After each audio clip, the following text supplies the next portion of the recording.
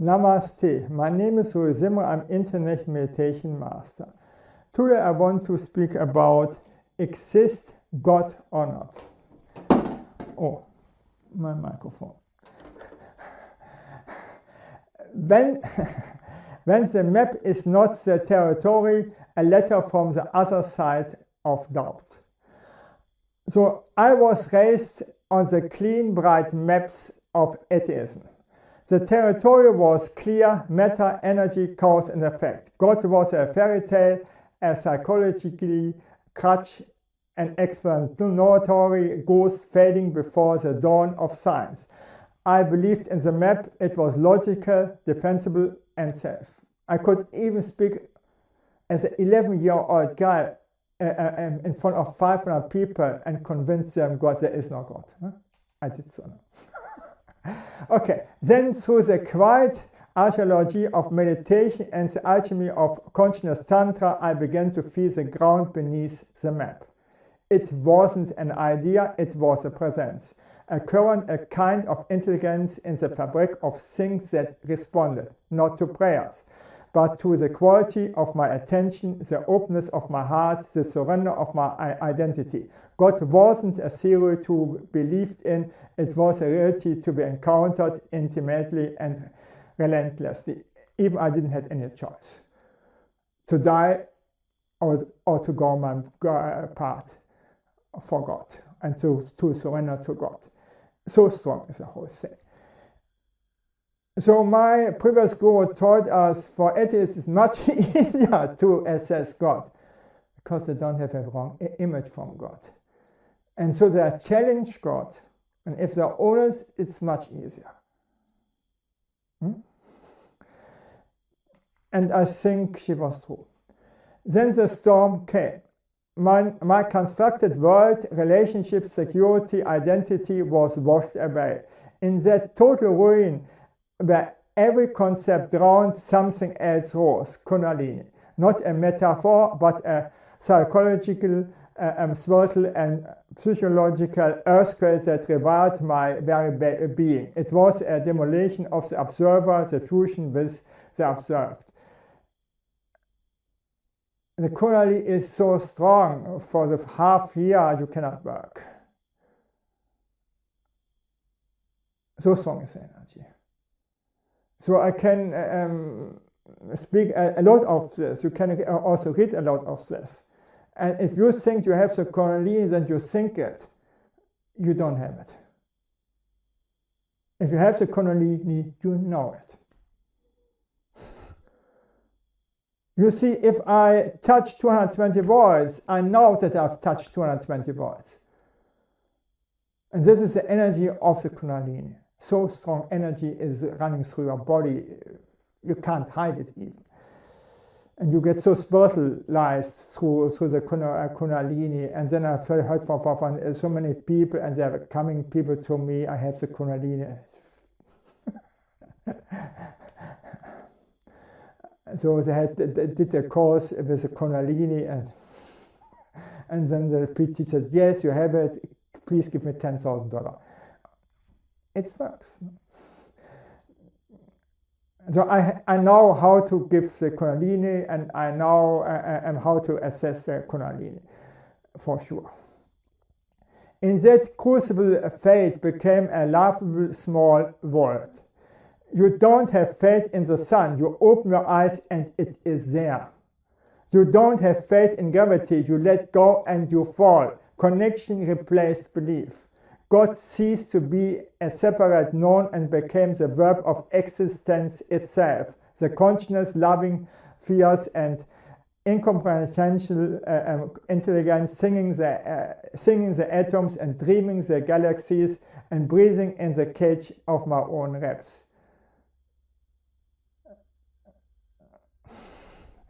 It sounds bizarre, but it is actually so. I don't have faith in God. I connect with God.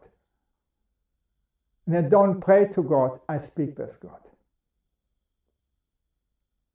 And I do what God wants for me to do. God comes always first for every step that I do. So I'm actually slave of the Lord.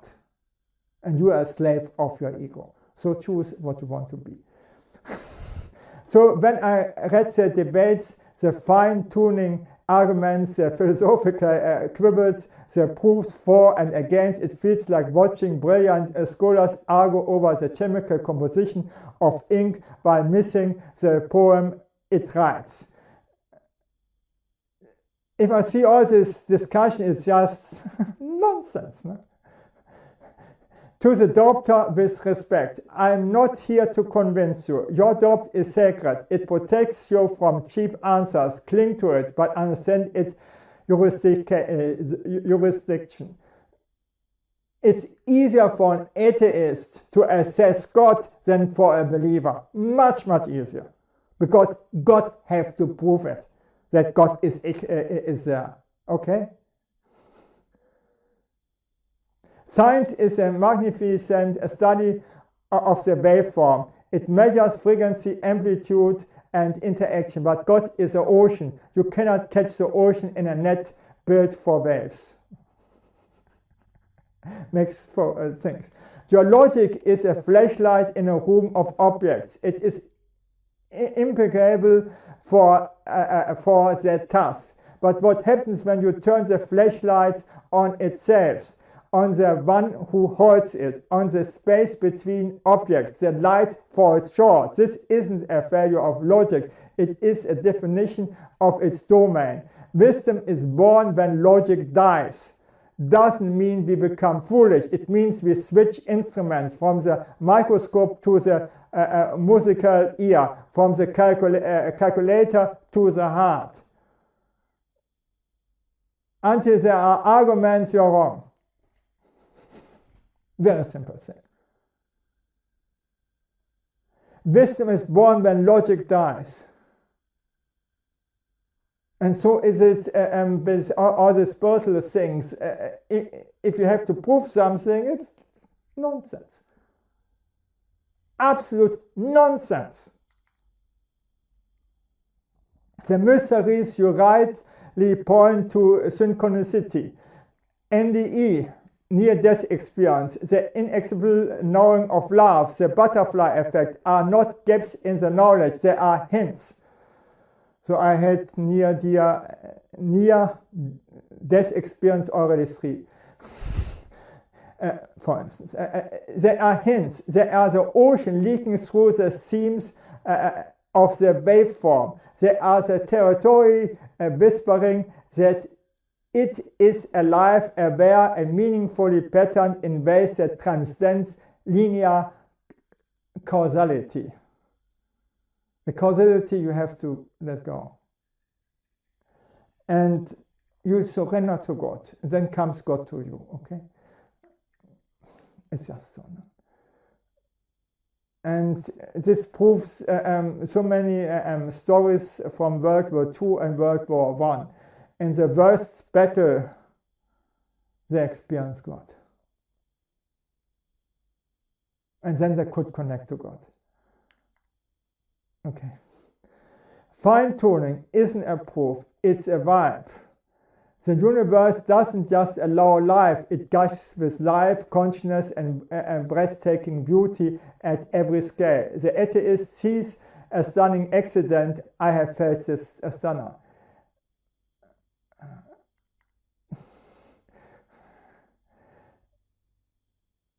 Do you know in which worst situation I was already? But I hold on the Lord. You ask if life is predetermined. From here the question melts. It's like a river asking if its path is predetermined. The river bank, the laws, the planets, your genetics set certain parameters, but the water, consciousness, God is always free, always flowing, always finding its way. Astrology and fate are attempts to reach the riverbank. God is the experience of being the water and the flow. So right,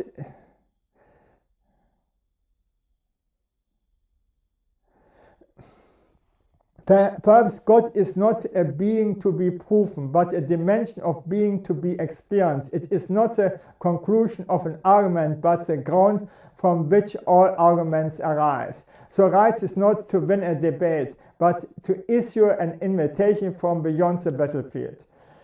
My experience is my evidence, but it is not transferable.